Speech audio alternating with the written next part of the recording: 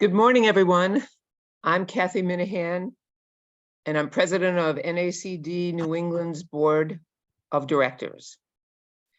Thanks for joining us this early morning for our annual Proxy season preview, a fabulous topic. Proxy demands and risks continue to increase for both boards and companies. Today's program is a joint program with the Philadelphia chapter, one of the few silver linings in our new normal, or should I say one of the many silver linings in our new normal, because I happen to think virtual is a very good way to bring items like this to everybody's attention and to have joint programs. So anyway, this silver lining is the opportunity to team up with other chapters for virtual programs. I'd like to welcome Melissa Ludwig, the chair of the Philadelphia chapter, to say a few words. Melissa. So thank you, Kathy, for the warm welcome, and good morning to our Philadelphia and New England teams that are out there. And I guess I'd say Happy New Year. I think this is our first program into the new year. But a special thanks also to our New England partners. This is our annual program that Kathy mentioned. And also a high thank you to Ellen Richstone and our programming committees in Philadelphia, as well as New England, for really the excellent material you're going to hear today from this wonderful panel of experts. More to follow, by the way. This kicks off our 2023 and plenty of programs ahead, of which we want to thank our sponsors for. So really, we want to thank our sponsors who are with us through the entire year and make this possible to put on these enriched programs. And today, no exception, with spotlight sponsors of Aon, BDO, and Morgan Lewis. Thank you very much. And now I'm going to pass it back to Kathy for some housekeeping items. Thanks, Melissa. And let me reiterate the Happy New Year and the welcome to everybody from both chapters. This is going to be a fabulous presentation. Before we get started, there's a couple of housekeeping items. First of all, you need to remain muted throughout the program and use the chat function for questions. You don't need to wait until the Q&A portion of the event to submit questions. We'll monitor it and we'll bring them up during the panel discussion and intersperse the questions as they come up. We know that many of you want to receive credits for this program. To receive credit, we need to know your first and last name. Please make sure that your full name is visible on the Zoom window. And if you're on this call on the telephone, send an email to Deb Rosenthal so that you do receive credit. The panelists and moderators on these very important topics do represent themselves, not their companies, so keep that in mind. Now I'm going to introduce today's moderator, Gloria Larson. We are so fortunate to have Gloria moderate this panel for this joint partnership, as she is a good friend of NACD New England and Philadelphia. She served on New England's board for 3 terms and is now a member of our advisory board. Gloria is a respected lawyer, public policy expert, Boston business leader, and former president of Bentley University. She currently serves as a director on the board of Unum Group, a public company, as well as a member of 2 private company boards. I will now turn it over to Gloria. Thank you so much, Kathy. And I'm thrilled to be with everyone this morning, but I'm especially thrilled to introduce today's truly exceptional panelists. Donna Anderson serves as the global head of corporate governance at T. Rowe Price Associates. She's charged with leading the firm's proxy and engagement efforts. She also co-chairs the company's ESG committee and is the director of T. Rowe Price Trust Company. Fernando Aguirre is the former chairman, president, and CEO of Chiquita Brands International. He currently serves as a director on the boards of CVS Health, Barry Callebaut, and Synchrony Financial. And we're also welcoming Brian Kegery with us this morning. He's a partner at Morgan Lewis. He regularly counsels public companies in their regulatory reporting obligations, proxy statements, and SEC compliance efforts, as well as advising on corporate governance the requirements of the New York Stock Exchange, NASDAQ, and other stock exchanges. I'm going to turn the mic over to Brian because he's going to set the stage for us this morning with an overview of several very significant SEC regulatory and disclosure requirements that will affect company proxies and other filings this year and going forward. Brian, the stage is yours. Thank you so much, Gloria. Thank you, NACD chapters, New England, Philadelphia, for giving this opportunity. It's exciting to get to speak with everyone this morning, and hopefully talking about new proxy rules at 7:30 in the morning Eastern isn't going to put anyone to sleep. So I'll try to zoom through this as much as I can. Thank you. Next slide, please. So the three biggest updates that I wanted to cover due to limited time are pay versus performance, clawbacks, and universal proxy. As I'm sure you all know, there are many other things that are going on, but these were the three largest, most technical, and I find the most interesting updates for this year's proxy season, things for all boards to be thinking about as they head into 2023. Next slide, please. We can go one more. So as I'm sure everyone is aware, the new pay versus performance disclosure rules will be required to be followed for this year's proxy statement for all filers. It's a highly technical disclosure. I view it as the SEC's next foray into compensation related disclosures after the median employee compensation disclosure rules. I feel like didn't have the weight and effect that the SEC was hoping. I haven't seen a lot of discussion on those disclosures. They're really put out there and people gloss over them. There's not really enough for them to land. So this is, pardon me, the SEC's next chance. And here I unfortunately don't have time to get into the details. I've included some in these slides really just so people have them. If I made one short, just self-promotion, we do have a public company academy at Morgan Lewis where we go into each of these new rules in much greater detail. The slides are all available online. But here we just see that the high level just background on pay for performance was adopted in August of 2022, effective for this year. And it's a new table that you include in your proxy statement. Interestingly, the SEC doesn't require you to include it in your CD&A. That was one of my first questions. One of the things I was hoping to see where people include this table. The thinking being that this is a bit different from CD&A in that CD&A is the discussions of forward-looking, sort of talking about your policies, your procedures, how you figure things out moving forward.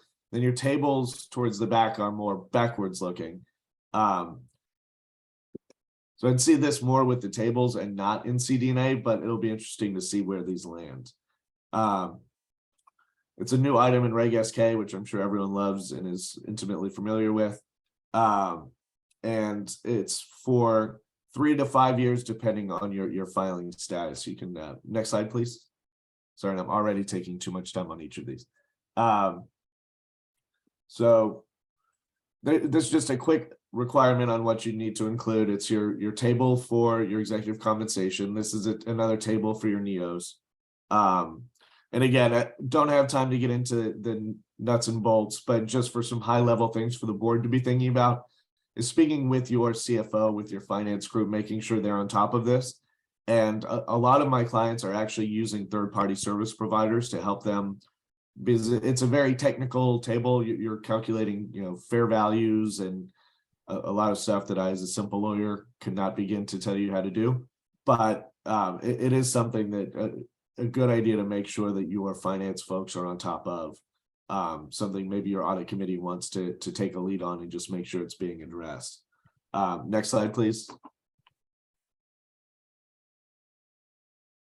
And here again, just as what's included in the table. I unfortunately don't have time to delve into it now, but we will.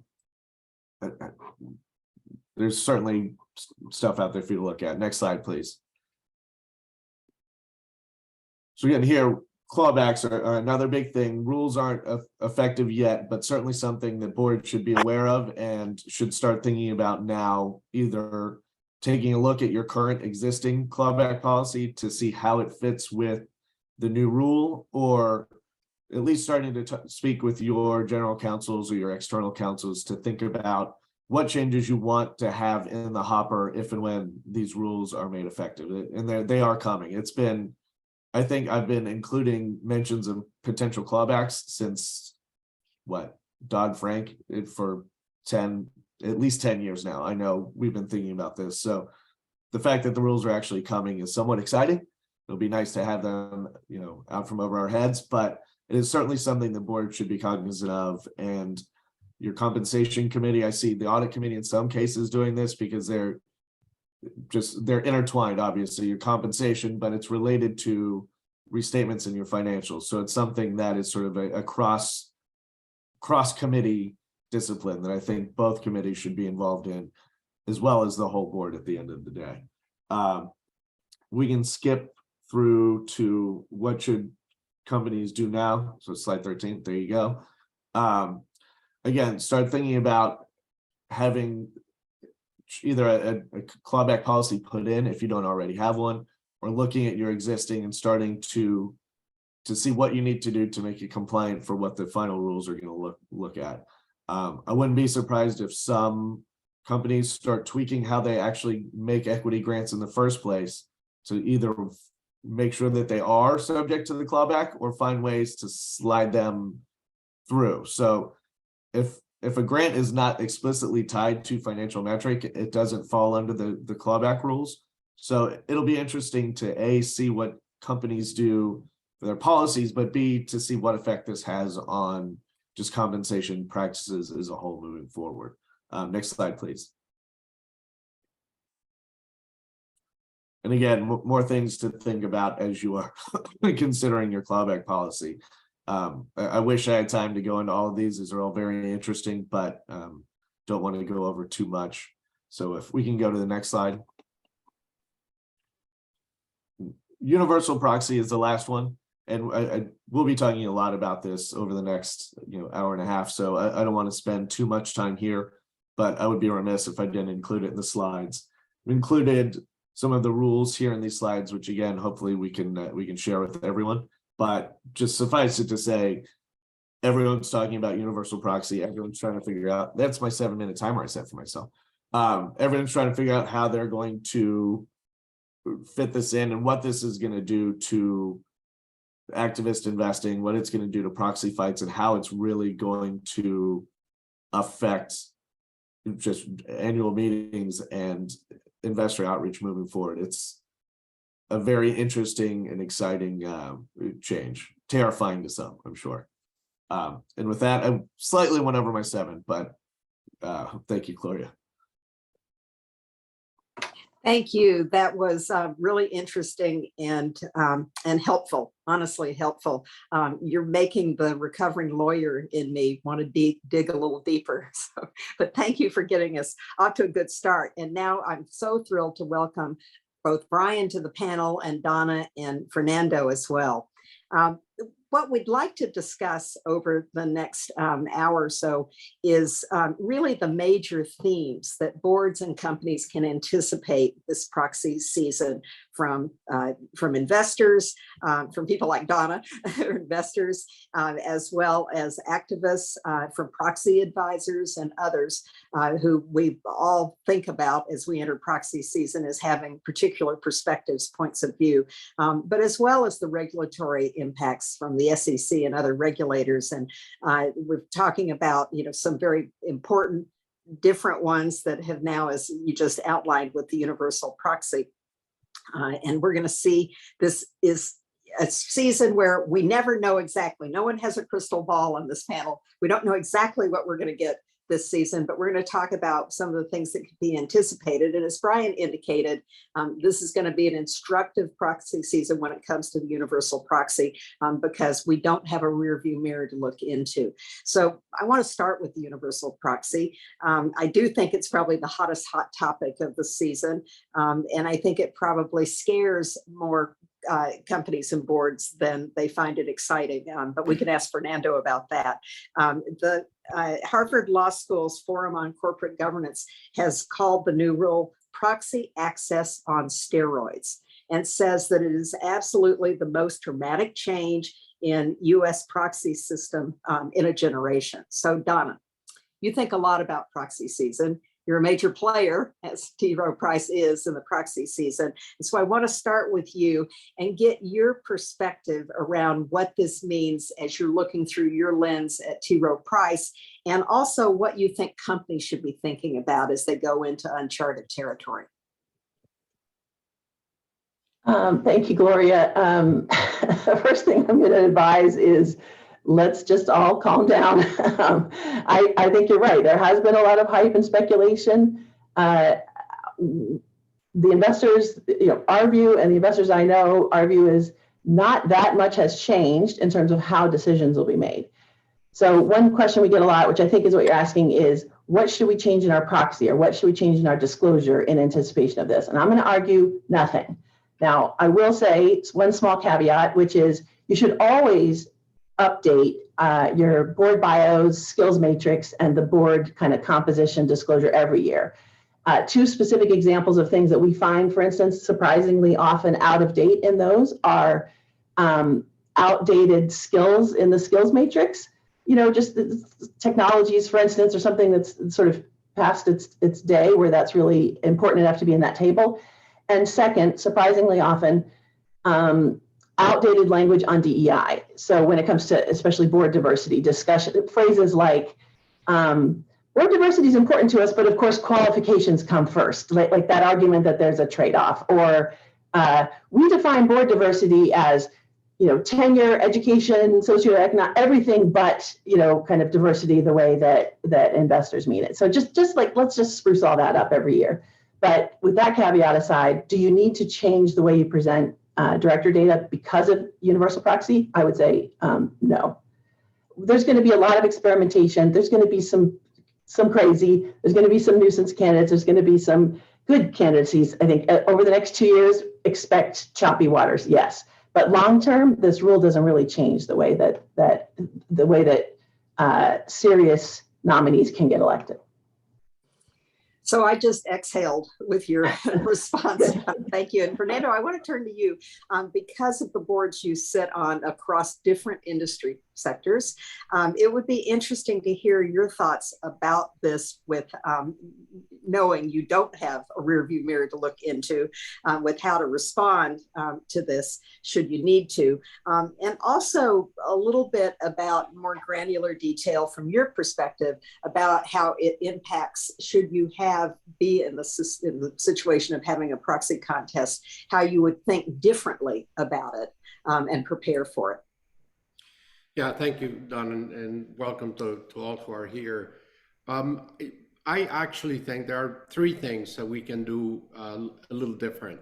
Number one is be more prepared and make sure that the directors you have updated, as Donna mentioned, have updated their skill set, have updated their own experiences, and have updated also, frankly, some of the data that has appeared. I'm actually surprised by the number of companies who essentially put the same statement every year on every director or on many directors, except for those who they elected recently. And so I think there is a need for that. Secondly, I think hopefully one of the consequences of this is that it will add some quality to boards. Again, let's be totally honest here. There are some boards who have not really looked at refreshment. There are some boards who have not added diversity, and I'm a big proponent of that for obvious reasons.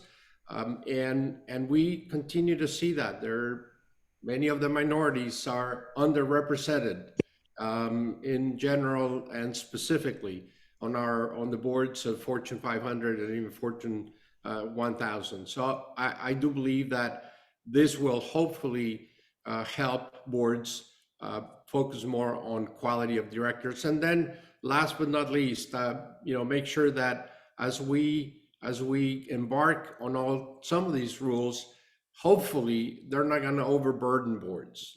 There are good things about regulations, but frankly, sometimes they end up burdening boards and the people who are in charge of providing the information. I'm hopeful that these changes will actually add for better communication, for better quality, and frankly, for better preparedness by boards.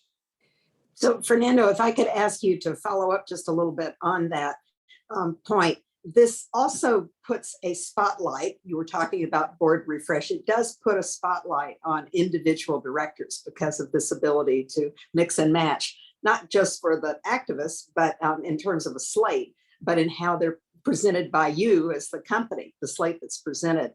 So if you could talk a little bit about that, and also think out loud a little bit about how you might communicate differently or not differently with shareholders, but sort of your perspective on that too. Yeah, thank you for that. Clearly, I'm a believer of performance assessments, including, frankly, performance assessments of boards. I'm a believer of also having reviews of individual directors. I think by and large, most boards don't do that. By and large, we tend to do it every 2 or 3 years. I think, again, one of the consequences of some of these rules hopefully will lead to more self-evaluation and director evaluation. I think the universal proxy is now focusing attention on individual directors. Hopefully we'll also raise this very question within boards, who will look back and decide whether or not they have the right directors on the slate. It's board work is becoming harder than ever. Board work now requires, frankly, more commitment of time, more commitment of getting updated on your own experiences. And it is harder work than 10 years ago. I think I was on my first board 22 or 23 years ago. Times have changed. And I think all of us need to be looking at ourselves first to make sure that we continue to be the right person or persons on the board. And I think I'm also a believer of self assessments in terms of, am I still right for this board? And I think all of us should be asking that question every single morning, looking in the mirror and saying, do I really belong to this board still? And there is no, in my opinion, there is no problem with, frankly, saying, you know what, I need to go and do something else. That really should come from our own individual assessments, just like a job, just like a day-to-day job. I think every person should look in the mirror and decide if he or she is performing adequately and delivering what the companies are demanding of them. Same thing. Fernando, some of our audience members are saying spot on. So thank you for that discussion. And Donna, I want to follow up with you because this leads to, you're the person looking at some of the companies and how you think they're faring as a board in terms of their accountability and their oversight responsibilities. What would cause you with this new capability to vote against a particular director? What kinds of things? And how would you like to see the companies that you deal with communicate with you perhaps better in that regard about their members? Well, again, I'm going to argue not that much has changed. Even with the 2-card system, you still had to choose, if you were going to support all, you can withhold, for instance, on 1 card. So, you can always engineer outcomes if you were trying to give some nominees better odds than others. So let's just, okay.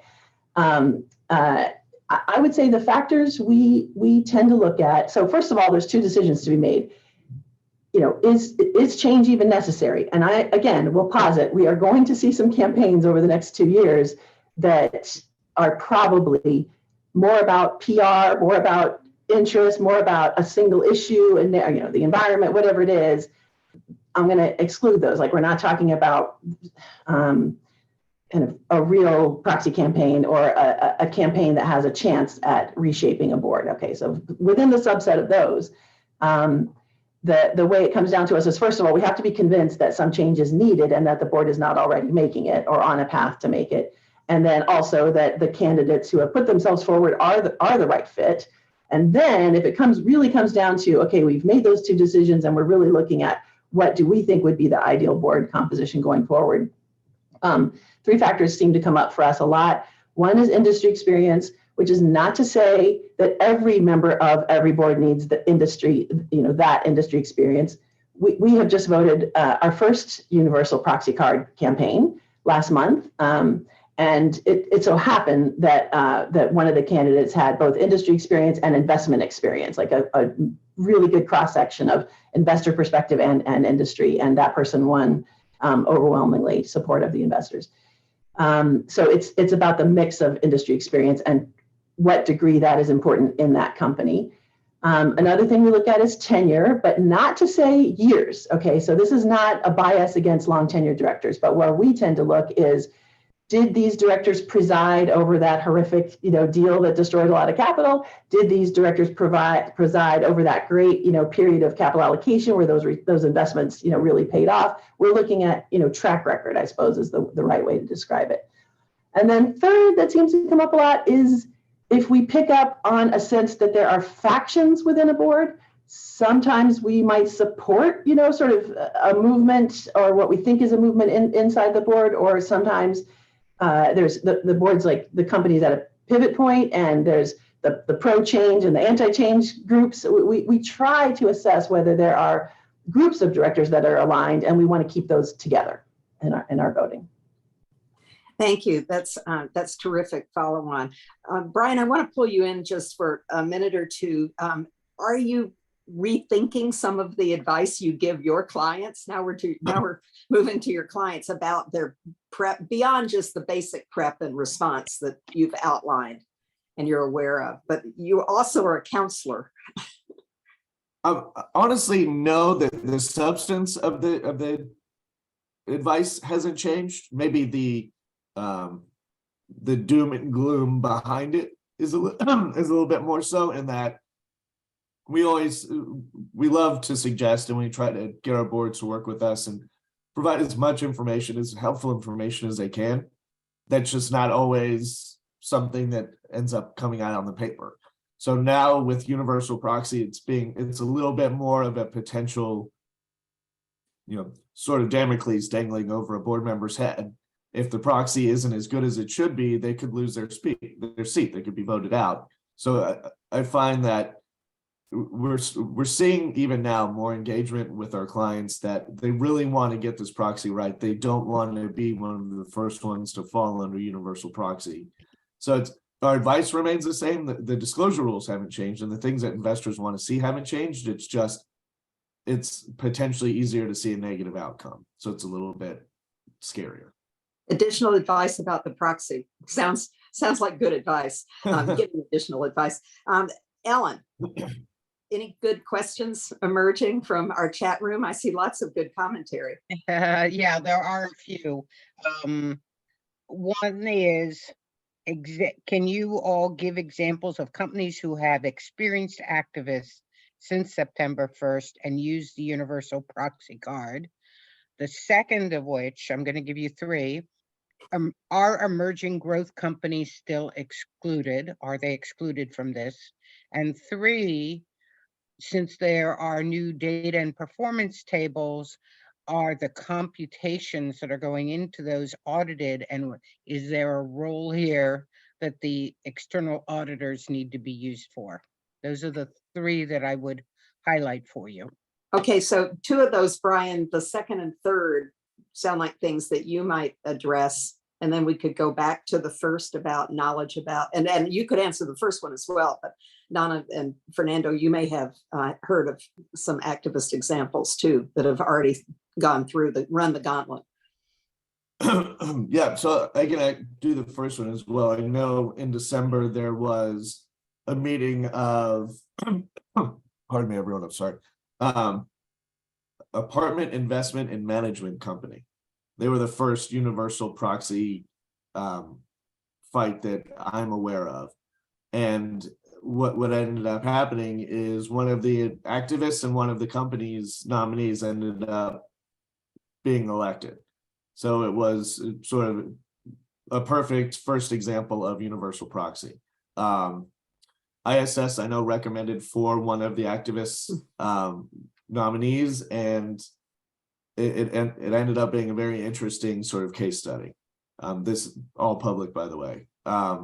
So that's a good example. Again, the name of the company is Apartment Investment and Management Company. I saw the question pop up, so I was able to find the exact name. I can't claim to have had that off the top of my head.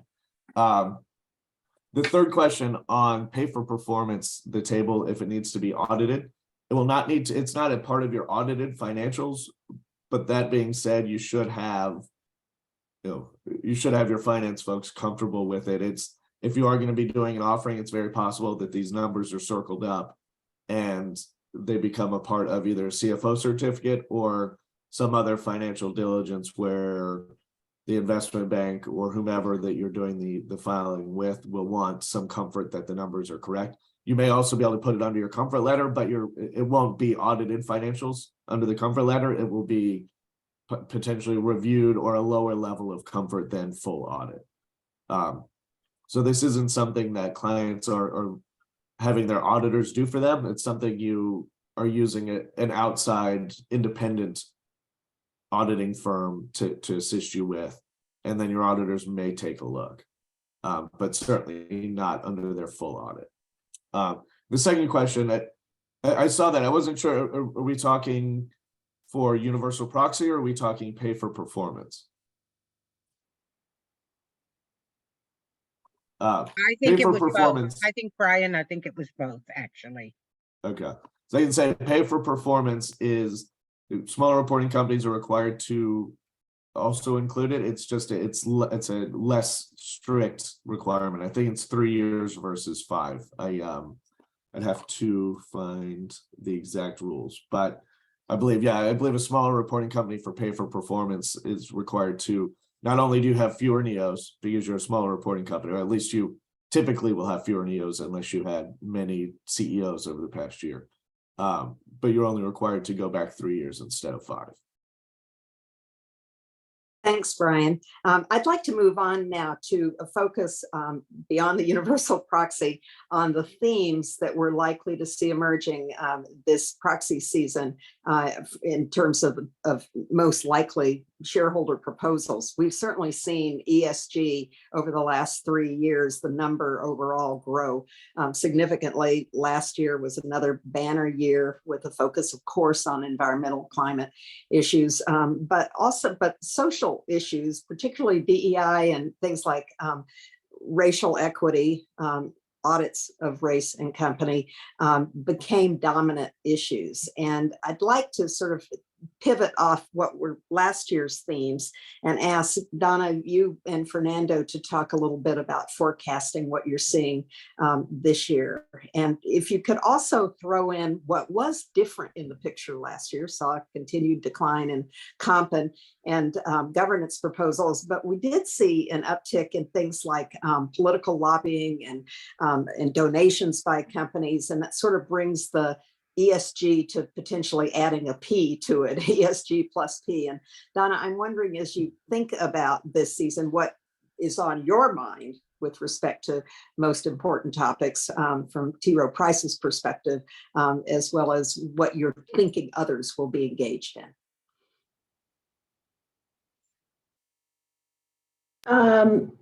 Well, so from my point of view, the most important topics and what we'll be focusing on shareholder proposals are not the same thing. So I'm just going to offer a prediction on what we're going to see in shareholder proposal land that does not equate to materiality or importance in my experience. But you could add some thoughts about that as well. Again, from T. Rowe Price's investment quality efforts and the kinds of things that you research and look for.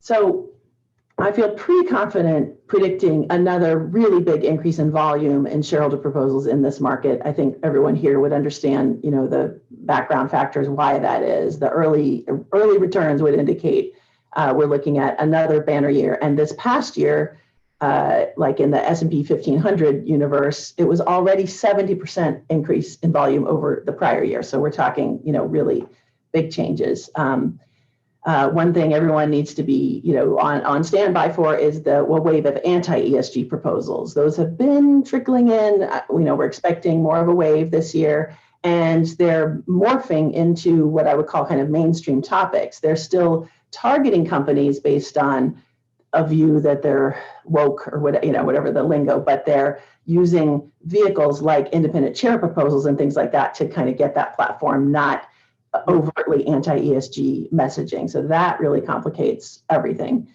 I think we're going to see a bigger and bigger clash between the advocates of, or the believers as we are in orderly climate transition versus those who believe, in the hard 1.5 degree scenario, meaning like business practices need to change today. A lot of these shareholder proposals about target setting are really about that, whether you have a vision of a orderly, long-term, regulatory assisted transition or not. One thing I think we'll see is whole new levels of micromanagement. The racial equity audit that you mentioned is sort of unleashing the idea of let's just audit everything. So we're going to see proposals about auditing, various other practices or outcomes. I know we've seen some that are trying to dictate what type of funds should be in your company's 401k. Literally, there's some out there saying what food should be in the company cafeteria. So, stand by. Like, we think we've seen micromanagement. I think we're going to see a whole new level of that this year. And then finally, you mentioned political proposals. There's two new developments that people should be aware of. I think we're always going to see, the standard issue, more disclosure on political spending and lobbying proposals. But the two new wrinkles are the Center for Political Accountability has a model code now, like sort of a model, of what they expect in terms of disclosure and behavior with regard to lobbying. And they are doing a bunch of proposals around, adopting that code. And this whole idea of alignment of ESG or a company's stated values with its political spending. It is so easy to find, any instance now of a company's support of a politician in particular, or a PAC support of a politician that takes an extreme view on an issue that the company itself takes the opposite view on, right? That's just like, we're all sitting ducks for that. And so proposals to try to bring that into alignment or bring the board more involved into overseeing how those kind of conflicts happen are also really on the rise and getting a lot of support. Fernando, what are you talking about in your committees and your board?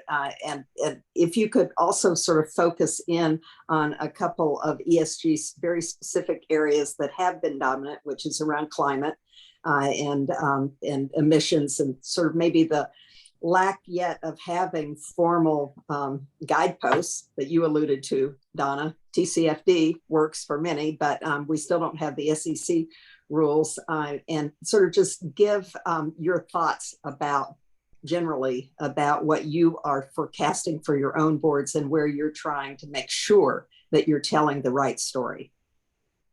So maybe three factors come to mind. One is ESG will vary by industry and even by company within the same industries. In my view, we cannot say every company in the universe has to be measuring environmental impact, and every company in the universe has to be measuring exactly what they're doing against or for climate change. That just, frankly, as they say, everything in moderation, including ESG.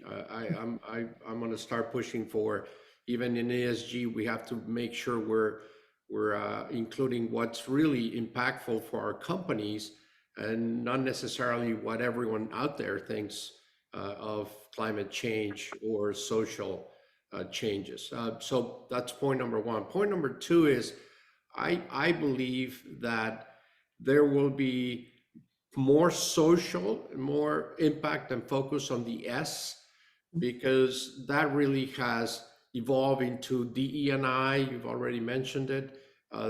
Diversity is a subject that has been around for as long as I can remember, and yet we really haven't made or hadn't made as much progress. And as I mentioned earlier, we still are way under in the progress, in my opinion, of what companies and boards have done and need to be doing on diversity and inclusion. And so I believe the S will get a lot of attention. And frankly, I think it is also one of the easier, quote unquote, ones to measure and set some objectives, put some goals in front of boards and companies, and then measure them and report back. That's another reason why I think S is going to be critical. The environmental, the E, is probably the hardest to measure. It's probably the hardest to satisfy everyone who's for climate change, whether you are for or against. It's going to be very difficult for companies to convince everyone that they're doing everything they can. We all can certainly impact environmental and climate change. We should be doing our part personally, individually, as well as our companies. But that, in my opinion, is going to be the most difficult to measure. It doesn't say that, I'm not saying that that means boards and companies shouldn't pay attention to it, but it does mean that we need to really focus on what specifically of environmental can we impact. And if we can, then go for it, by all means. And I think the third point, and if I could forecast all of this with accuracy, I'd be making a lot of money. And so, again, these are all my opinions, but I think the other point is clearly, as I mentioned before, regulations can be helpful, can be good for us, but to a certain extent, regulations by and large also create a significant increase in the amount of work, a significant increase in the amount of people that we have simply following on whether or not we're complying with every single regulation out there. And that can be a burden, particularly for companies that don't have the resources to do that. In this day and age, companies are arguing and talking about, do we really need a staff member to be dedicated to ESG? Do we need a committee to be dedicated to ESG time and attention? And again, many companies simply can't afford it. In my opinion, every company should be, and every board should be focusing on delivering better results. I think that's the universal answer to most of our problems. If we can deliver better results year after year, if companies can do better than what they did last year, then frankly, I think most of the questions surrounding almost everything we're talking about today could be at least reduced, maybe not deleted totally, but if our companies do better and are doing better for shareholders, better for employees, I think that is a universal answer to most of our problems. Fernando, I saw a poll from PwC. They do it every year. This was for 22 of over 700 directors. And there were some interesting shifts in viewpoints, one of which sort of ties into what you're saying. One of those was that there was a pretty significant drop in the number of directors who were able to tie the strategy around ESG in their company directly to the company's bottom line. But they were really having a hard time wrapping their arms around that. And in particular, while they feel like talent is an area that they can understand in DEI, they can get their arms around that data, it was the E that they just don't know how much they can really understand or appreciate at this point exactly what the data is inside the company that's being used. And Donna, I'm wondering if you could comment on sort of both the E and the S in terms of your expectations, because we do have these gaps in standardization still. It's been standardizing, all of this has been talked about for multiple years now, and we still sit with, these things waiting in the queue, even the E at the SEC and internationally too, standards. So what are you looking for to fill those gaps? And if you could say something about the E, but then I'd also like to hear your view about DEI. And it does seem like this is the kind of thing, whether it's EEO1 data or some other, if that there's still a reluctance in many companies, although many investors are asking for it, including big asset managers, to sort of be fully disclosing about what they're saying about boards, yes, but throughout the company, maybe not yet. Okay, I feel like that was a lot. That's all right. Look, we've heard this, we've heard this cliche from companies a lot. It's a journey, right? So, I mean, on environmental disclosure, of course, day one is not the same thing as day 1,000. So, starting with a framework, we recommend TCFD, but what we like about that framework is it's not all or nothing. You can start and then kind of improve over time. But again, I think Fernando's right. Let's start with the big question, which is materiality first, okay? Now is not a great time, in my personal view, to be embarking on a whole lot of new commitments or disclosures or frameworks or anything for a U.S. company, because we have rules coming imminently. And there are some, in the original version, there are some reverse incentives, I would call them, about scope 3, right? So let's just I would just keep kind of with an incremental focus, at least until we have some clarity on that. On social, well, I want to give Rob Jackson some credit here. I heard him speak on this not too long ago, and he's former SEC commissioner. And his point was, companies feel frustrated by investors asking for a bunch of social or human capital disclosures because our existing accounting framework, doesn't really work for human capital driven companies, right? It works for asset based companies where, P&L, the old kind of assets or the main currency. But as we move into, IP kind of businesses, more services, it really isn't about the workforce. And so until we kind of have a system that's tilted, to that, we are fitting kind of square peg, round hole problem. What investors, I think, are by and large interested on those issues are, stats, DEI, progress. So we think of them, we're not comparing you to peers necessarily, but we're comparing you against your own history. So the time series is important. And costs, right? Investors are very interested in some kind of figure that helps us measure the cost of your workforce. Is it growing or shrinking, the cost and the workforce?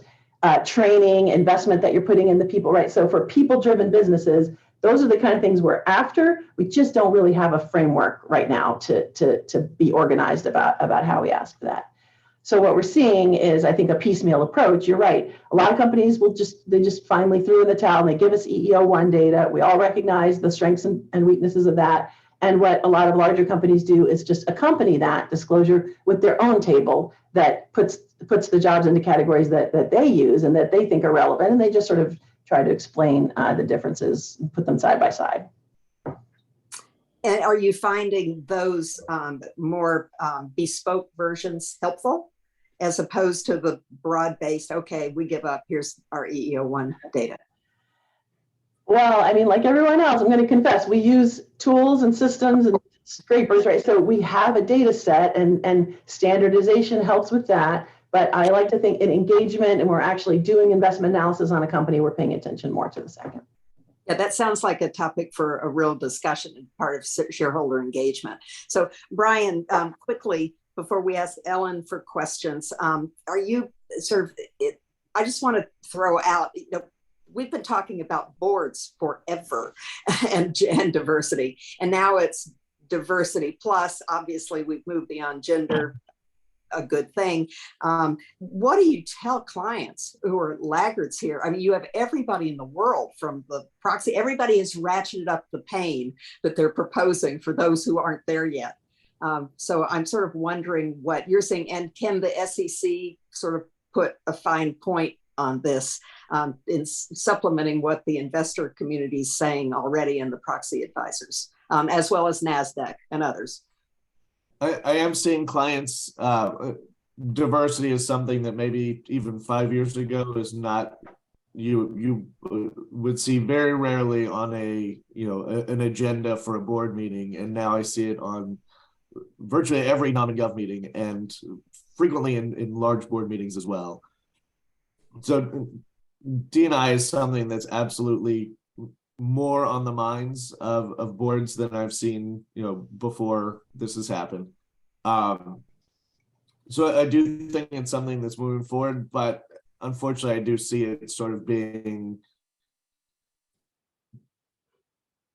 I don't want to say kicking and screaming, but this isn't exactly something that it's something where you have some clients that are extremely invested and take this very seriously, but those clients already have diverse leadership, already have diverse boards. It's the ones where it's a board that all looks the same. Those are the ones where you have to say, usually, gentlemen, this is something that you've been able to avoid and you've been able to fly under the radar. That time is ending. It's time to take this seriously. And with the California law coming up and then being currently in a state of flux, has bought Yeah. companies that are slow movers a little bit more time. And I feel like everyone's waiting to see where that shakes out. Because when that was paused, it did feel like there was a little bit of a pause in the momentum for, requiring diversity. And it's right now we've got the NASDAQ table and Right. we're coming up on the implementation of explain why you're not diverse. It's slowly ratcheting up the pressure, but I think there's enough of a question of the legality of any enforcement actions or any actual pain that NASDAQ or the SEC or California wants to put on a company. That's really in question right now. So right now it's as much peer pressure and disclosure and sort of a public shaming. Yep. And we'll see if that's enough. In several instances, I have seen that be enough, though. I have seen clients start moving towards implementing greater diversity. Thank you. I'm with Fernando and just finding it head shaking, knowing how long we've been all, plowing these fields and thinking about it and making progress. And you're right, the California challenge is sort of a pause button for some. Ellen, some Yep. questions around ESG. There are some great ones. I'm going to Good. give you the first two, and if you feel you have time, there's another one that's Okay. really good that's come along. The first is there anything in the anti-ESG proposals that are out there and actually are well done that are supported by major shareholder groups? That's the first. So that's the anti-ESG group. The second is, what are some of the creative or innovative things that you have seen companies do to support ESG? So creative, innovative. So that's sort of in the support of ESG. Let me leave you with those two. And if you want more, there are some other great ones out there. Okay. Let's start with the anti-woke push. And the question vis-a-vis, have we seen something that actually sort of made you sit back a little bit and think, well, this is worth thinking a little bit more about? And Donna or Fernando, actually any of you could jump in on this one. It's just, we're seeing the very start of what I think is just going to only grow. I'll just say in our portfolios, no. I mean, these shareholder proposals, they get a fraction of the support of the others, even when they're kind of on the same topic. And our view is usage of that vehicle for a different purpose is abuse of that vehicle. So we just sort of don't support the whole concept. Fernando, what do you think about this topic generally, and sort of how boards and companies that are being responsive around ESG can deal with this kind of pushback? And what is the board's role? Lots of company CEOs are making commitments and statements about issues. And I'm just sort of wondering about that role. And are you hearing sort of, I take this point that there may be something out there that offers an interesting counterpoint. Yeah, I don't have experience with any anti-ESG, so I'm really not the right person to say any experience or have any experience whatsoever. Having said that, I would tell you, I'll go back to what I said before.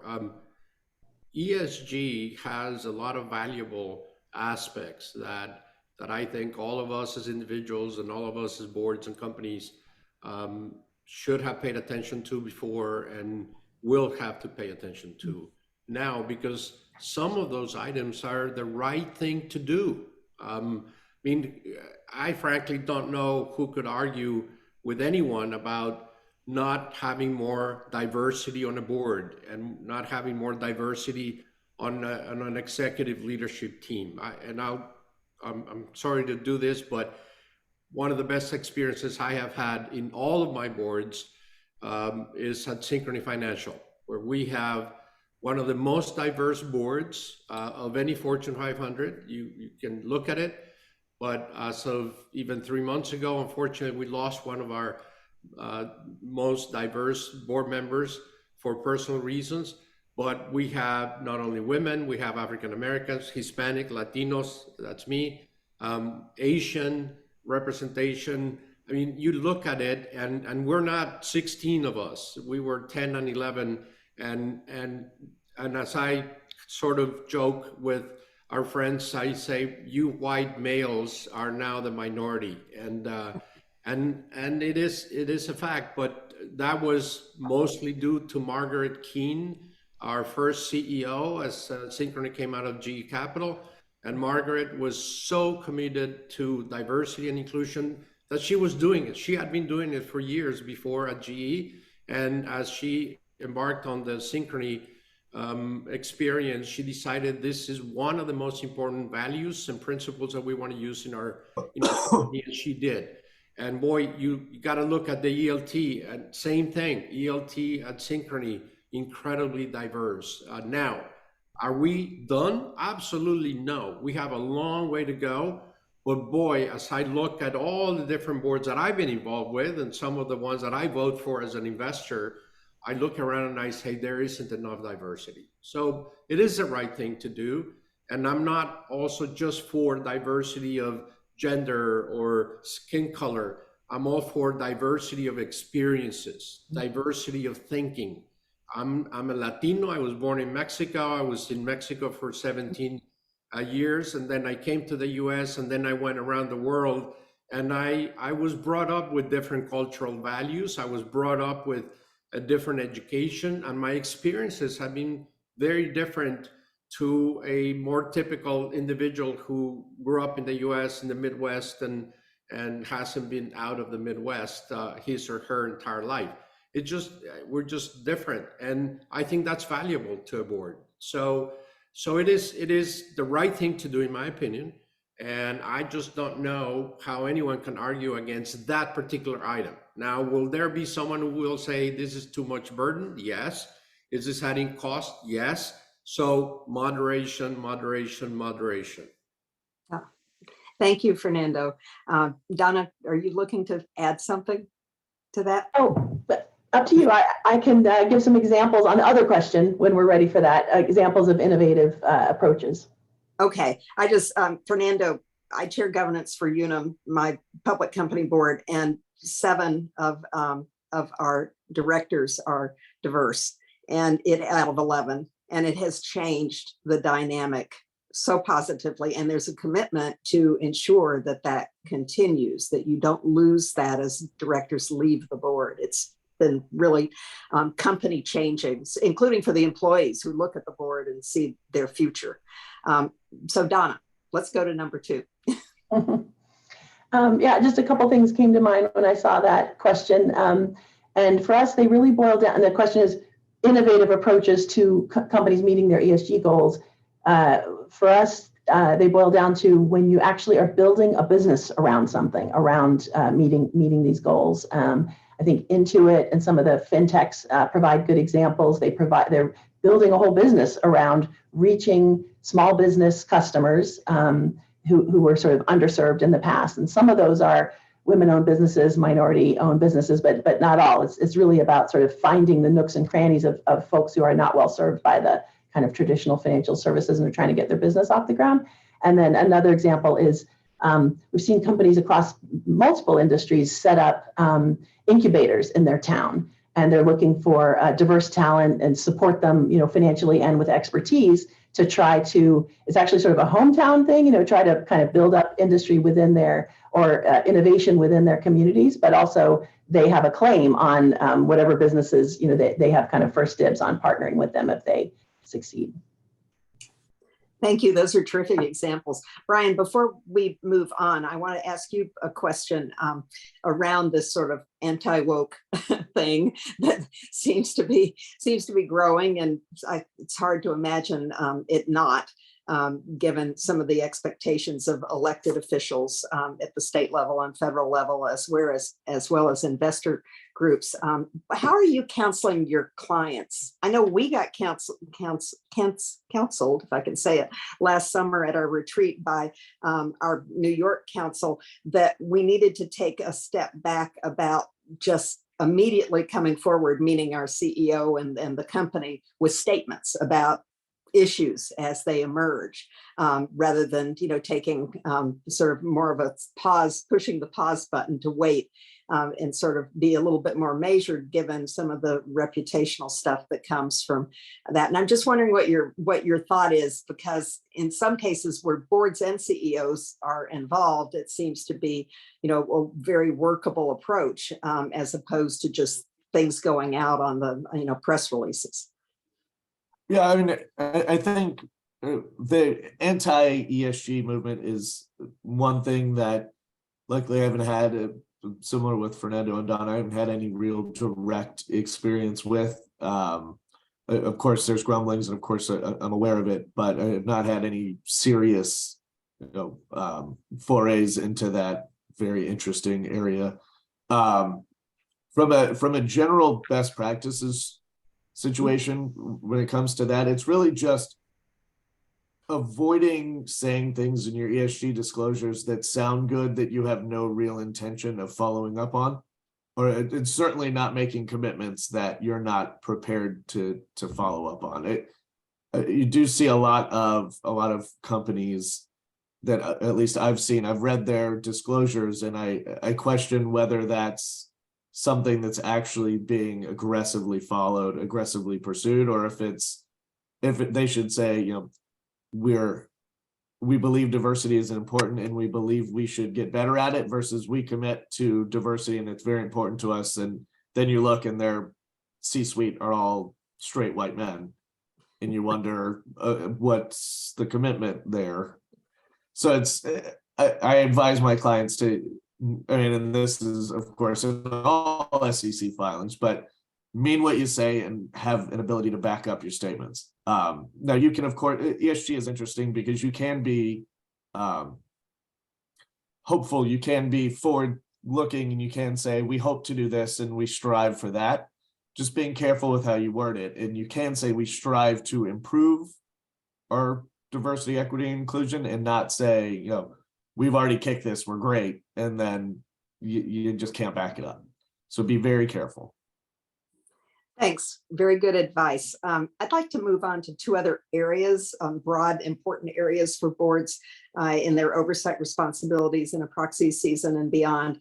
And those are human capital more broadly than we've been talking about, and as well as cybersecurity. And get your thoughts, Donna, on human capital. We know the number of comp proposals has been going down. We heard from Brian, obviously a great explanation outlining the new disclosure and policy requirements coming out of the SEC. What do you see coming this proxy season around compensation? And then perhaps more broadly, not necessarily proposals, but you're thinking about human capital management in companies. Talent competition ranked number 2 on NACD's just released list of the business risks that boards think most about or worried most about. Yeah, I agree with you. It feels like in shareholder proposal land, compensation, is usually on the back burner. Once in a while, something will pop up, but I think this is going to be a pretty dicey year for companies. We do hear a lot about talent retention. On the other hand, lots of companies have a pretty ugly stock chart for last year now. And if they are, and we've also been through a period of a lot about people in comp, because I think shareholders, I would like to think shareholders were pretty flexible about amendments that had to be made to plans due to COVID, right? When everything fell out, the bottom fell out everywhere. we really did focus on kind of just getting through those times. And so it's been a few years of sort of, I'd say, forbearance of shareholders on compensation. If companies are getting aggressive next year with stock performance the way it's been, that's just going to be, I think it's going to be really, really tough. And that might generate, kind of more proposals. I'll throw this out. I'm not going to call it a trend. I'm not going to try to overplay it, but I will just say that in our fall engagement season, we're up to about a dozen companies now in T. Rowe Price's portfolios that have removed or seriously reweighted downward TSR's role in the pay plan. And I mean, think about what that says to these are generally long-term plans. So we're talking, 3 to 5 year time horizon, and you want to, disengage from your own stock price over that period. Like it's only about a dozen companies, but it's such a bearish sign that things like that are really going to be, kind of catching our radar. Thanks. Fernando, what are you and your very different boards thinking about when it comes to shareholders and their growing interest in how you're managing broadly with SEC disclosures already required around human capital? Donna's already alluded to several of the areas, but it's a really broad category. Yeah, it is. And yet, what company has succeeded without the right talent, right? I mean, talent is it. If you don't have the right CEO, number one, which in my view is the most important responsibility of the board, is to have the right CEO in the chair. If she or he is not the right one, then you as a board have the responsibility to remove that person and put someone else who is. And so that starts the talent pyramid, in my opinion. It starts at the top with the CEO, and then it goes from there to the executive leadership team. Well, likewise, the board also has to worry about the talent around the table. And as I said earlier, I believe in performance for results. I believe in performance reviews and assessments, and I don't think we're going to be excluding the board. On the contrary, I believe more boards are going to get into performance appraisals and reviews, and even individual director performance. So again, talent is the name of the game there. And therefore, I'm not surprised to see that very large shareholders, the funds, even the influencers and even activists, that's a word I don't like to use very much, but it's part of our world. So I'm not surprised all of those groups are interested in what are we all doing about developing our talent. Now, the difficulty comes, and I think Donna just mentioned it, the difficulty comes in that the world changed dramatically again in the last 3 years, as we all know, and that ended up impacting particularly the generations 10, 20 years below some of us, and I'll just date myself there, but certainly the 30-year-olds and the 40-year-olds are thinking differently about how they want to do their own professional development and their own professional careers. And don't go too far, but the very, very fact that every company that I know of had to be asking themselves whether they were going to, quote, force everyone back to the office or allow people to work from home. I have two 30-year-old sons, both luckily have good employment, and two wonderful daughter-in-laws, and they also have very good employment. And I'm telling you, the four of them think very differently than what I was thinking when I was 30 years old and in my early on years at Procter & Gamble. Very different. And coincidentally or not, all four of them, most of their work is from home. And two of them were very, very specifically looking for jobs in places that would allow them to be working from home most of the time. That wasn't happening 20 years ago, 10 years ago, forget it, even 5 years ago, right? So I think that has changed the dynamics in a major way. And I think we all need to be conscious of that, and we need to address it. If those companies who decided to ignore it and say, no, we know some of the people, very influential, very heavyweights, who decided, no, everyone's going to be back to the office.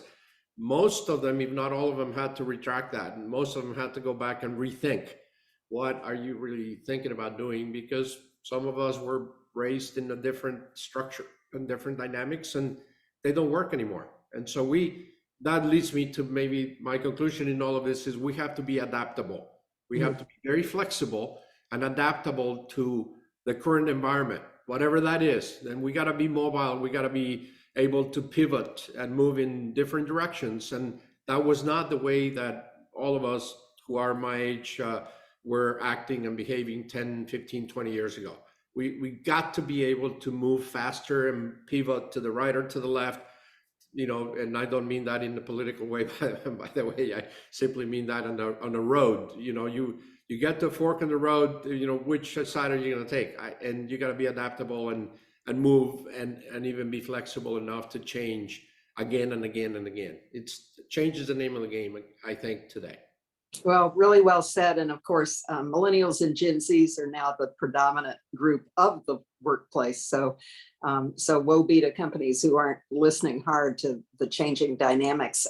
I'd really be interested, since human capital management, and your points, Fernando, go directly to the interest of investors and others in how are you attracting and retaining and developing those in your company. The data is sort of all over the place, Brian, from the SEC perspective of having modernized, what you report, but doing it in a principle space, not giving specific mandates in the report, structure to the reporting.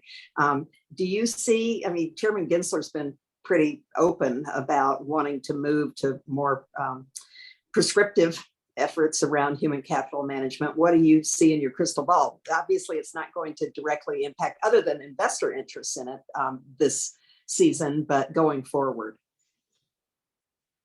Honestly, I would be surprised if they could get much more than just a sort of disclosure requirements and less prescriptive rulemaking or much more than that, just a general review. Now, that's not to say that it won't happen, but just from, if I had to guess, I would say it'll be difficult for them to move the ball much past explain your human capital, how do you develop and retain talent, things like that. Things are important to investors, and while they obviously do hit the bottom line, I have a hard time quantifying them to where I don't see a human capital table, like a pay for performance table or something like that, where you have metrics and, but it's I guess that could happen, but I don't see it happening in the near future. I think softer disclosure will continue to be the marching orders there. So not additional regulation, Fernando, likely in the cards. Can we move to cyber? Well, actually, before we do that, Ellen, any interesting questions that have popped up around human capital? Yep, I think there are two that I would highlight. One, which is how much influence do employees have on the whole DE&I versus, we've been talking a lot about shareholders, but I think this is from the perspective of the employees. And the second is a request that Donna spend a little more time on the decline, or at least some companies that are lowering the level of TSR. And another question could be, are they simply lowering the TSR number because so many new things are being added in, right? Yeah, something gets added, something gets lowered. So anyway, those are two requests. Leave it with you. Okay, so Donna. Oh, you're muted. On the TSR question, so I think of compensation as a pretty there's asymmetrical information involved in there, right? I know there are stretch goals and there are different structures, but generally companies are not putting goals in that they view as impossible to reach, right? So we really do view the selection of KPIs, where they're set, whether they're set at all, the use of vehicle, the mix of compensation, those are tea leaves to us, right? And we read them as how optimistic is management. We also compare them. What does management tell the street about its plans and goals and targets versus what does the pay plan say? And so it's that spirit that this is what we're noticing. And I'm talking about literal, I'm not talking about it's getting crowded out or it's, tweaking. I'm talking about literal removal of TSR as a performance factor. The companies aren't exactly telling us because they don't think they can win on that, but that's the message. I mean, they're just putting, operational metrics instead because they think TSR is a loser for the next 3 years. So it's just noteworthy. Fascinating. Not a development yet, but just anecdotes. Some heads peeking up over the edge. I'm sorry, Ellen, what was the other question? Oh, on employees and employees driving DEI. Oh, yeah, employees, which I think is a great. Fernando, do you see? I think companies are largely seeing their employees through engagement surveys and otherwise speak, in ways that are being heard. Yeah, no question about it. The first of all, more companies are doing engagement surveys of employees, which was not the way to do it 10, 15 years ago. Only very few companies would do that. Secondly, their companies are reacting to what employees are suggesting, and I will use Synchrony again. They do a magnificent job of talking to employees. Brian Doubles, the CEO, decided to ask employees what they would prefer in the case of the return to the office, and he followed what 85% of the people said, and first of all, the response was incredibly high. The level of people who responded, the amount of people who responded was incredibly high, and secondly, 85% of the people said we'd like to have a mix of a combination of home and office, and he and DJ Kassler, Chief Human Resource Officer, worked on it for months, and how were they going to react to it? They also have a number of groups, diverse groups of people who you don't have to be Latino to be a member of the Latino Hispanic network, as they call them.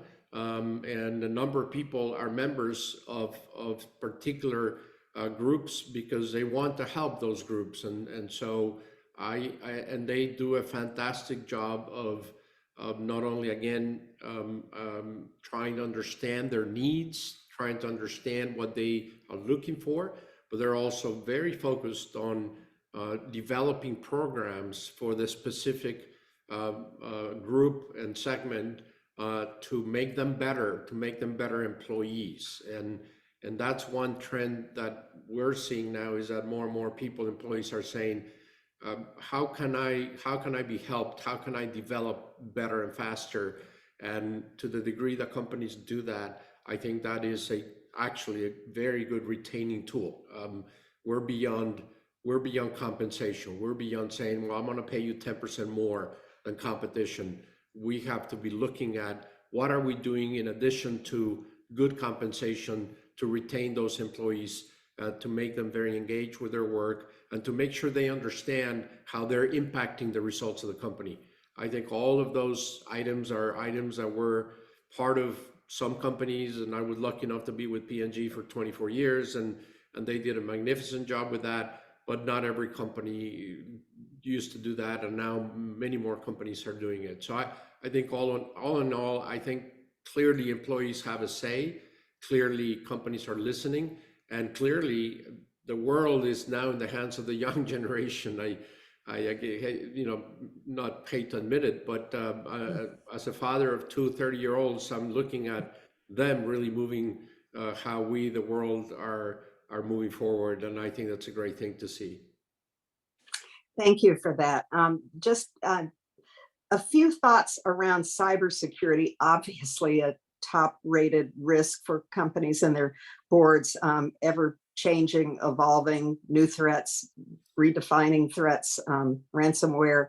The responses incredibly important, and we have an SEC rule that is, I think, likely to emerge this year, and although it's been delayed a bit, but I sort of would like to ask you both, Donna and Fernando, maybe to think a little bit about where you see companies grappling with this. I saw a really interesting statistic from, again, the PwC survey that said over 90% of directors think their CISOs have it in good hand and they don't have to really fret about it so much. And I think it's, that surprised me. That surprised me because of the emerging new threats in so many ways. So just a quick comment on that. Yeah, well, I'll start since you all have asked me to get it a little more into the cybersecurity before. I'll make 2 points or 3. One is boards don't have to have expertise on every single trend or issue that comes up every year. I mean, we just couldn't react and say, all right, now the issue today is cybersecurity, so let's go and have an expert or 2 on cybersecurity, or God forbid, let's make every board member an expert on cybersecurity. That ain't gonna happen, and it shouldn't, in my opinion. And so I think that's one point. Second, cybersecurity is here to stay. The bad actors, unfortunately, are becoming more and more prevalent. We hear, and depending on your company, but every company is being attacked multiple times, not once every month, not once every day or quarter, but multiple times a day. And if you haven't asked that question, if you're a board member, you haven't asked that question of your cybersecurity people in the companies you're sitting on, ask them, and you'll be shocked by the number of attacks that all of our companies get. So in my opinion, I think it has to start with the expertise that you have within the company. Is your CSO, whatever you want to call that particular person, is he or she prepared? Is she trained adequately? Is she keeping up to date? That, by the way, that's also another subject which all of these people have to be, continues to be updated, because technology comes out every single day. New technology that does this or does that, addresses the issues they're coming out every single day. So they're the type of executive that has to keep updated. And then she or he has to have the right tools at her disposal. And there's no question today, the investments that companies are having to make on technology, particularly to make sure they're addressing cybersecurity, is significantly higher, and it will continue to get higher. I don't think there's a way in which is going to go back. I think every company has to be thinking about what types of investments are there. And by the way, there are experts out there that you can hire, and I'm not advocating for anyone in particular, but in one of our boards, we got a very, very good presentation by one board member who's actually an expert on this and has been in this space for 20 years. And he was telling us that there's a number of companies out there who are dedicating themselves to help companies. So it doesn't mean that you have to go and hire a lot of executives to do this. It could mean that you should be looking out for companies that are experts in this. And I think that's one way that will be addressed, but it's here to stay. It's not going to go away. So don't turn your backs, don't turn your heads, don't ignore it. Make sure you're asking questions of your leadership team, and particularly the individual or individuals who are in charge of this. That's really responsive to what PwC's view was. Gee, this is it is a scary thing to think that boards generally think, oh yeah, we've all got this in hand, and we're good to go, when maybe it should be more sort of more of a constant conversation in the boardroom and committees. And Donna, I'm wondering what you think about having direct expertise on boards. Certainly that's something the SEC's looking at, wanting you to identify, not requiring, but identify. I agree with what Fernando said. It's a tough area for investors because we're so used to advocating for disclosure and transparency on everything. This is the one area where disclosure and transparency is not our friend. So honestly, we defer to boards a lot on this particular topic. Do you, and I'm wondering, Brian, about your clients, How do you feel about the 4-day requirement for reporting an incident, material incident? I think lots of companies have lived through these and they know how you handle the aftermath, both the incident itself and the aftermath. The aftermath is just as important. And, I just wonder about, that's another, it doesn't rise to the level of universal proxy fear, but this notion of being truly responsive in 4 days is kind of scary, I think, to a lot of companies. For sure. And just generally, I have had this thought that I feel that cybersecurity almost rises to the level of audit for the boards these days, where it needs to be something constantly at the front of the board's mind. You should be receiving reports from your, whatever the title is called, your CISO or whomever, should be reporting to the board, how you did over the past quarter if nothing happened. We had these many attacks. We've done this training for our employee workforce.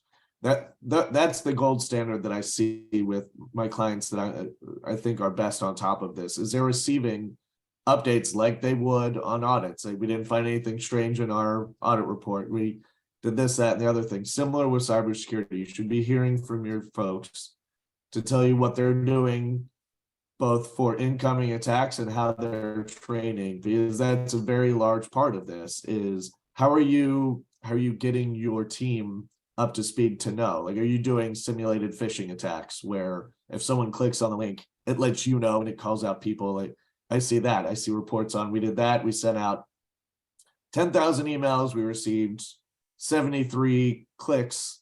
There were potential, failures. So we're counseling with those 73 people, things like that. It's not something where you can just say, only tell us when there's a problem. You should be proactive. The other thing, the 4-day thing, and again, this comes to an accounting thing, is similar to a capital R restatement.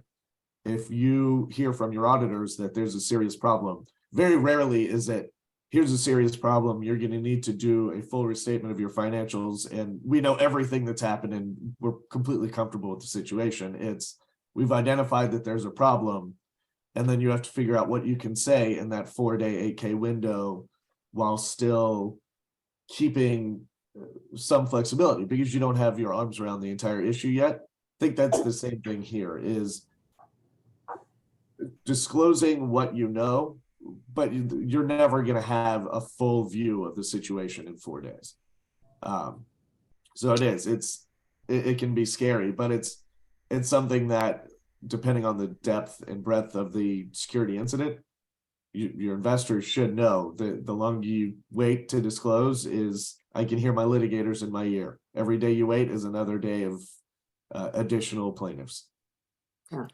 Let me add, Gloria, if I may, let me add one potentially creative thought to the audience, and for those of you who sit on companies that have either a lot of regulators supervising you and or interacting with you, with your company, and or contacts at the government level. This is one area, cybersecurity, where I believe we should ask the question back at the government and at the regulators. And the question is, what are you, government, doing to help us in business with cybersecurity? And I say that because I was exposed actually to some of the experts that are actually in the government doing work day in and day out. And this is not just the FBI, and this is not just the security forces, but these are actual people who are experts in cybersecurity, and they're looking every single minute of their days at how many attacks the government is getting. And I tell you, I think this is one, as a business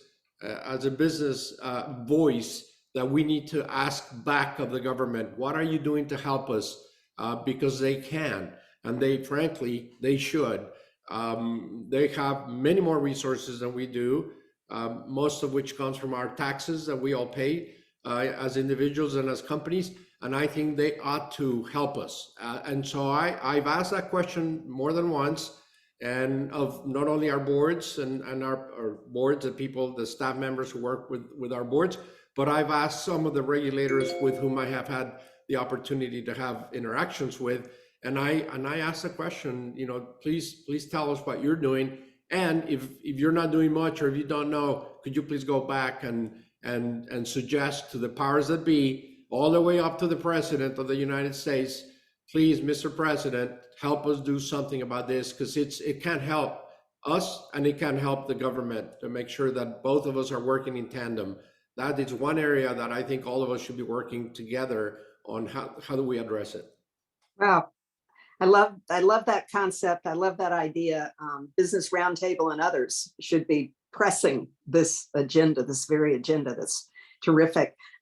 Donna, you reminded me that, and rightly so, that we haven't really paid enough lip service to engagement.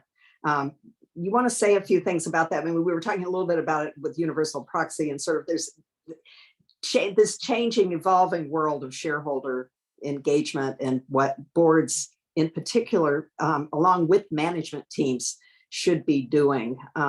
Have you got some thoughts about that are sort of the practices you're seeing that work best and are emerging? Because it's something that, it used to just be management team would meet with shareholders, and now it's very common for individual board members with representing comp for HR, for example, human capital or governance, to speak with teams.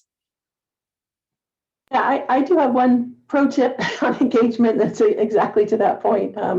Gloria, I mean, I feel like we've sort of settled in to a pretty good rhythm in this market. Some companies, we have several hundred companies that want to speak with us every year in some combination about ESG issues, some that just get in touch when there's something really, important to discuss.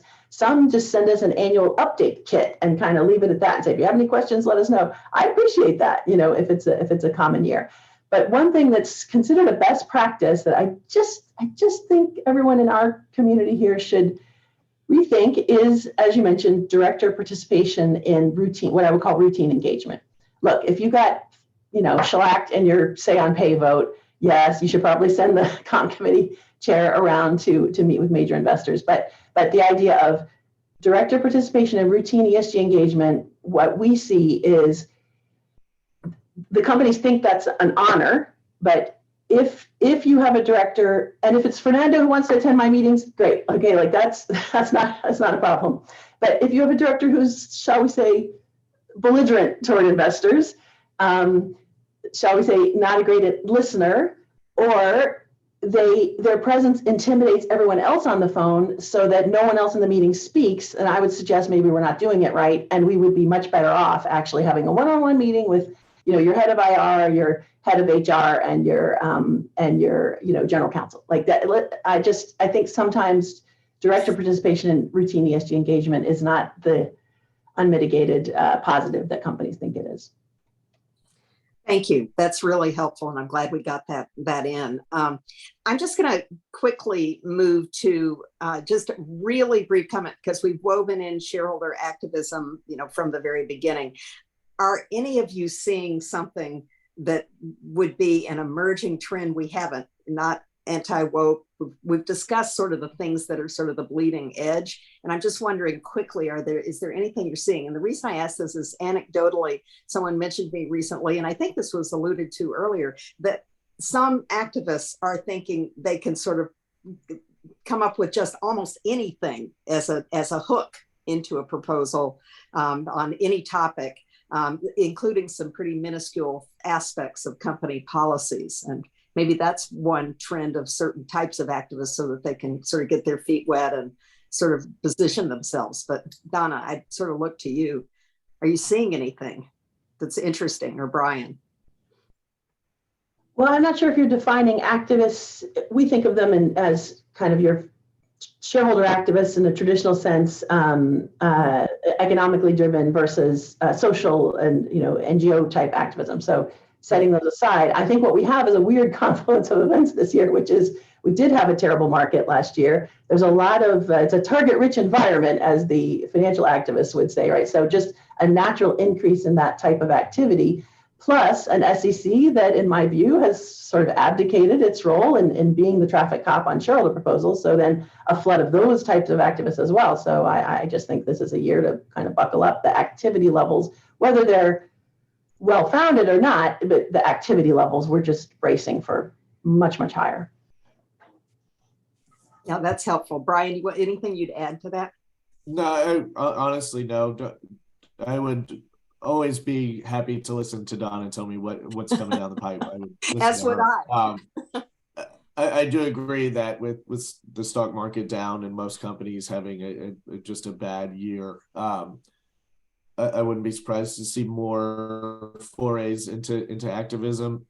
I haven't seen anything yet, but then again, most companies' numbers are just starting to roll in. I will say that we've been receiving a lot on diversity, just soft activism at this point, general letters, not full proxy fights, but for a little while, I couldn't go a week without a client forwarding to me a letter that they've received from a group on, we think you can do better on diversity. Here's how, and here's why we think it's important.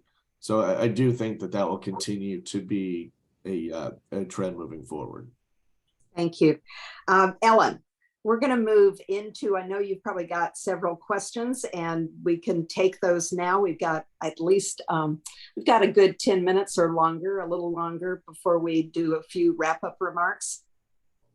Let me give you one that actually goes back to cyber. Okay, good. But yeah, anything we cover.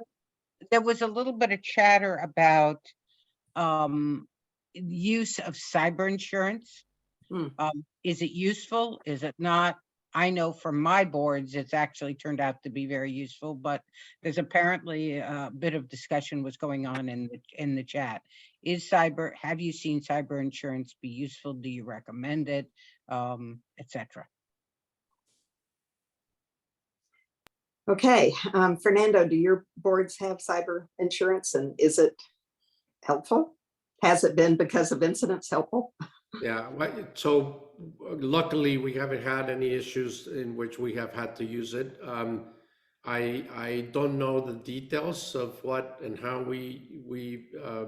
how much we have and what we do with it. So it's difficult for me to answer very specifically if it's useful or not.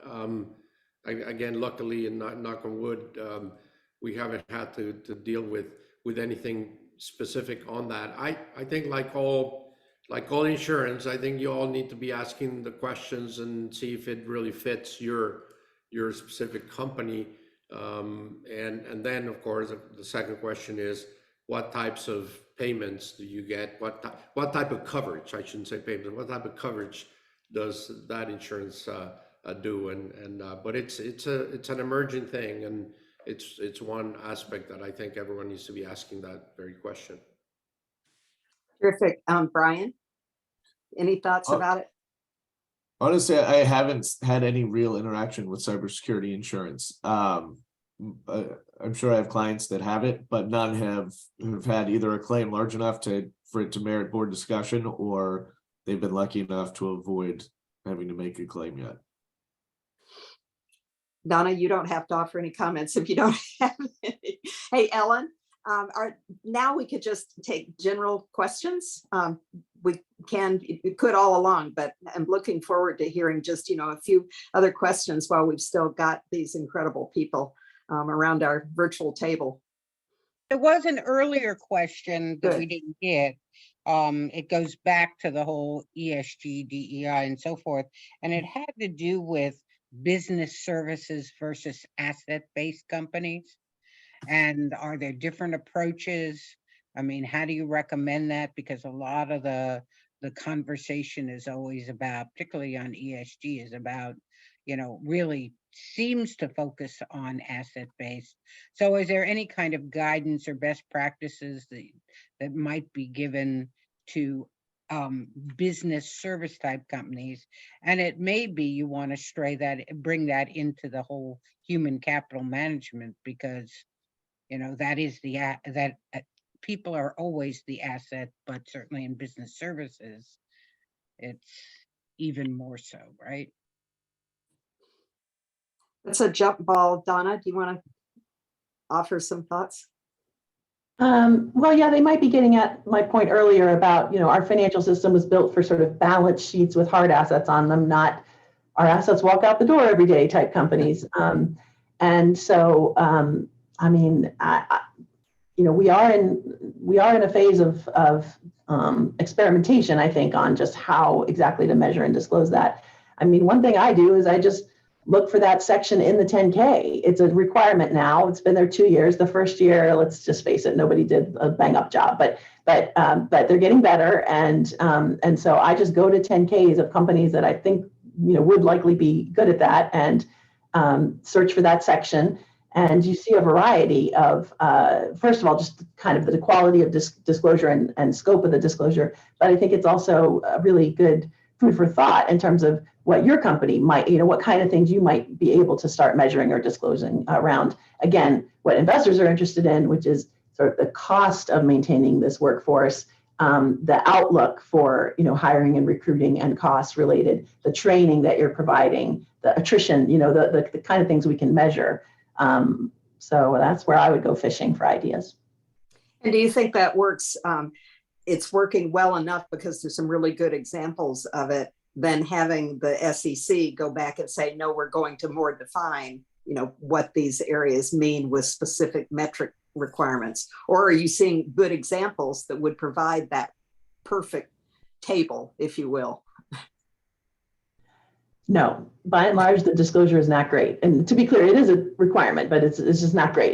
They don't have a lot of specifics around it. So it's very company defined. And of course, everybody wanted to go out a little bit conservative at first and not disclose too much. And so it's all over the map. But I think most investors would say we are, nearing a time, or we're kind of working on, there's been proposals at the SEC for years about a more explicit framework for HCM disclosure. Yeah. Okay. Fernando, anything you'd add? You were very eloquent on just discussing HCM broadly for your company. Nothing else really than what I've already said before. So I have a different question, which goes back to the universal proxy sort of, and Donna, I'm thinking of your statement about it doesn't really change that much. And sort of, I wanted to pierce the veil a little bit and say, do you think that it will lead others in sort of the activist community, these, and loosely defined and better defined, to see it as the opportunistic moment to bring in big asset managers and others into their fold because of this ability to sort of, skew the voting if they can get that support? I mean, we saw that with activists with, the last couple of years, where a big act joined by, when you get BlackRock or somebody to join in, it certainly makes a difference. Well, what I've been kind of concluding is it is cheaper to run a proxy contest. I think that's what you're getting at, Gloria. Yes, anybody with a stack of 50 envelopes and some stamps, okay, like it is cheaper to run a contest now, given the requirements and given our pretty concentrated markets here. You don't have to contact that many investors to officially launch one, but it's no cheaper to win a contest than it ever was. And that's what I'm getting at. Yes, I do think there will be a lot of candidacies, probably a lot of them for purposes other than actually getting a seat on the board. Like, I'm not sure that that's really the goal of some of the early activity that we're seeing. For instance, there was one initial universal proxy card contest at a controlled company, right? So the outcome's already known, but they wanted to run anyway. So, okay. So yes, it's going to be a lot of distraction over the next couple of years, but I just go back to, it's not any easier to actually secure the support of institutional shareholders like ours. And so I don't think the actual outcomes have really changed. Oh, I think that's very helpful for you to have underlined exactly that at this point in the conversation. I'm going to ask you all to offer, briefly, but give your multiple 3, 4, 5 cents worth of sort of takeaways that you want this audience to hear from this conversation about this proxy season and beyond, from the different angles that we've looked at, or anything else that you'd like to put on the table. And why don't we start with, Brian, we're going to start with you because we started with you. Well, I guess one thing I was just thinking that I meant to bring up a little bit earlier and didn't, so I guess I'll make this my little moment, is many clients are looking at their bylaws in response to the universal proxy rules and are proposing changes. And it seemed early on the trend was, hey, we're making these changes. Let's throw in a bunch of other company-friendly changes to our bylaws while we're doing this, and let's see if we can slip those past everybody. And there were a few that made it out, and then it feels like people promptly found out what was going on, and now I'm seeing people back up. So whereas before, say even a month ago, it was, well, let's put in the bit about they have to go to 66% solicitation. And while we're at it, let's lower our quorum to a third, and let's do this, that, and the other thing, and let's really pump up our bylaws as much as we can. I'm seeing that trend has already started to recede because people are starting to get their fingers caught in the cookie jar a little bit. So when your counsel is showing you the bylaw changes, take a look and really ask a question and say, okay, I see these changes. Which of these are required by the rules and which of these are prospective? And not saying that you can't make them. I'm just saying, I think I'm trying to explain to everybody, these are the technical changes that we have to include. And here's some that we like to include, like we're putting in that you get to keep the white card. That's not a legal requirement or anything like that. It might just be something that, something you want to put in there. So there's the bylaw changes I'm having a lot of back and forth with a lot of my clients on. Any takeaways from your early presentation that you want people to sort of, consider tattooing as the key SEC requirements this season and beyond? Get working on your pay versus performance now to the extent you can. Is really lean on your finance teams, make sure that they have it in hand. And if they don't, there are numerous accounting companies that are more than happy to help you get it together. The last thing you want is middle of February, have them come to you and say, we didn't even know about this, but we don't know what we're doing. So if people aren't already working on it, now's the time to get started. Thank you. Donna, takeaways. Definitely want to second Brian's point about sneaky bylaws. We are definitely on to you on those. Yeah, my 2 cents would be, I think it's time for companies, boards, managements to dial down being so deferential to shareholders, which may seem odd coming from a shareholder, but it's the thing, like I mentioned about, board members attending engagement, not because it's a great use of their time, but because they think it's meaningful to us. I think it's time in the proxy to just be a little bit more blunt. If you have an anti-ESG shareholder proposal, or if you have an uneconomic shareholder proposal, or a micromanaging shareholder proposal, I think it's time to be more direct about what the company's objections, are to that, and also not just in the written materials.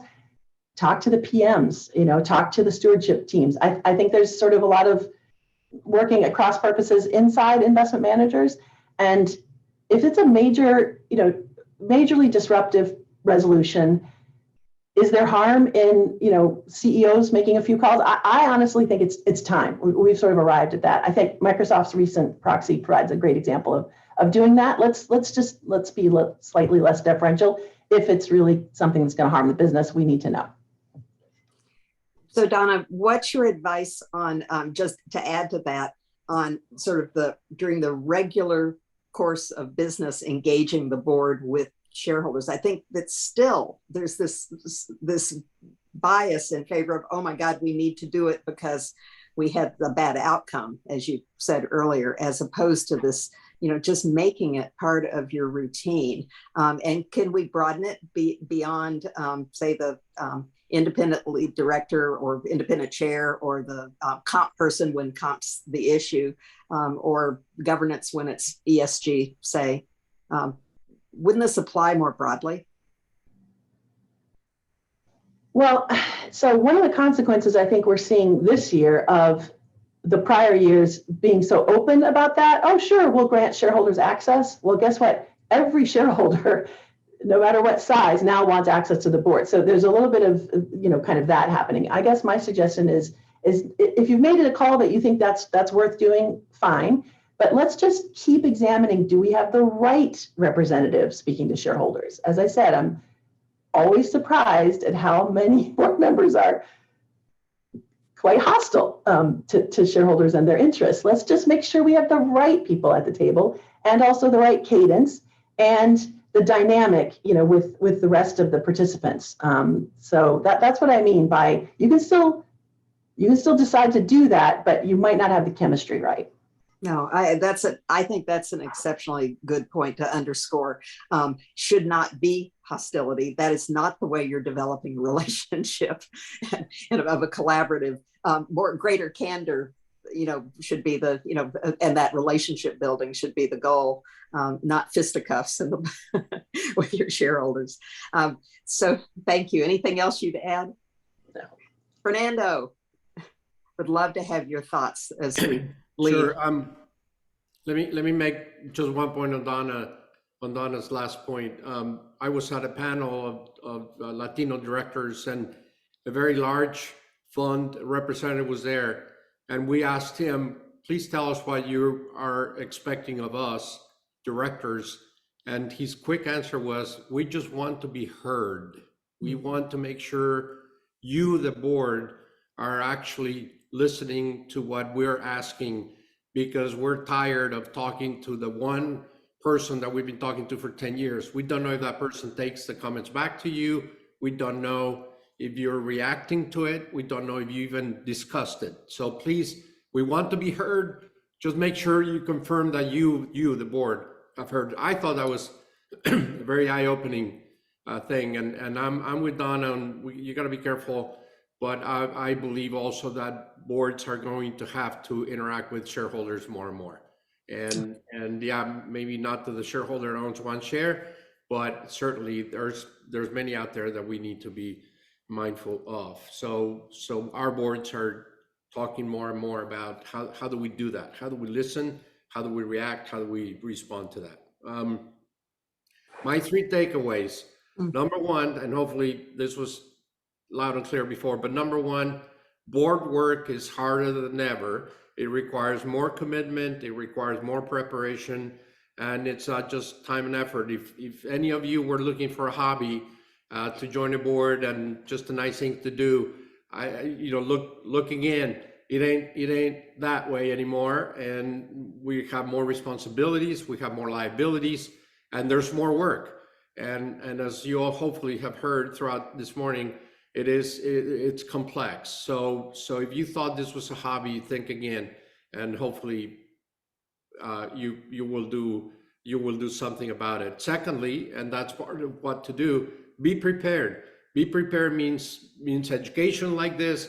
Be prepared means making sure that you understand what's going on with the business, with the companies that you're on. By and large, my experience has been outstanding in that all board members get ready, prepared, read the materials, ask the questions, etc. But it has to be a lot more than what it was 10 years ago. So preparation is very, very critical and very important. And last but not least, focus on the performance of the company and focus on the performance of the board. And that includes you. That includes your individual performance. You ought to be the first person that says, I'm not performing at the level that I should. When you look in the mirror in the morning, ask yourself if what you've done the last year is enough to justify either A, what you're getting paid, or B, what you were asked to do when you were asked to join the board. To me, that's number one, the critical aspect of being a good board member is knowing whether you are a good board member or not. Thank you. Those are terrific. And my takeaway is this was a simply exceptional panel. I can't thank you enough. You all did a terrific job. It was wonderful to have the legal perspective. It was wonderful, Donna, to have the shareholder perspective, and absolutely wonderful, Fernando, to have the director's perspective. So great thanks to you all. And Kathy, back to you.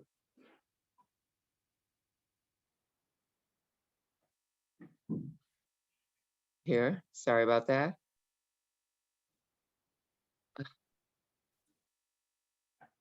Anyway, sorry about not unmuting in a timely way. Gloria, I don't know how you did it, but you ended this amazing panel exactly on time. Kudos to you. Kudos to Fernando, to Donna and Brian. I think this was the most amazing panel. I mean, as a for-profit and a large not-for-profit board member, I thought you left no major topic unaddressed. And this was in a fabulous way to begin a new fiscal year and involvement with the proxies that we'll all be looking at as they are developed by the companies on whose boards we sit. I'm just amazed by the practical yet demanding advice that you provided all of us. So thank you so much for an incredible panel. The New England and the Philadelphia chapters have a couple of things that we wanted to just let you know quickly before we end the program. On February 15th, the New England chapter will host a virtual event focusing on SEC and DOJ enforcement policies and priorities. A great follow-on to this panel. Philadelphia is going to virtually host board implications of a divided Congress on tax policy and more. I'm definitely watching that one. That's on February 21st. On February 23rd, New England's going to have board optimization best practices for improving board performance. We heard a lot of them today. I'm really looking forward to that as well. And on March 30th, Philadelphia will host an in-person event with KPMG, supply chain considerations for board members. New England's day-long program, Aspiring Public Company Directors program will be on April 20th. And then on June 15th, an experienced public company director program. Now, let me mention, as I think someone did in the chat, and I should have mentioned to begin with, there's going to be a survey. We really count on you to respond to this survey so we can make our programs better as we go forward. It won't take you more than a couple of minutes. Please respond. Thank you, everyone, for attending. We look forward to seeing you on NACD programs next time. Thanks so much.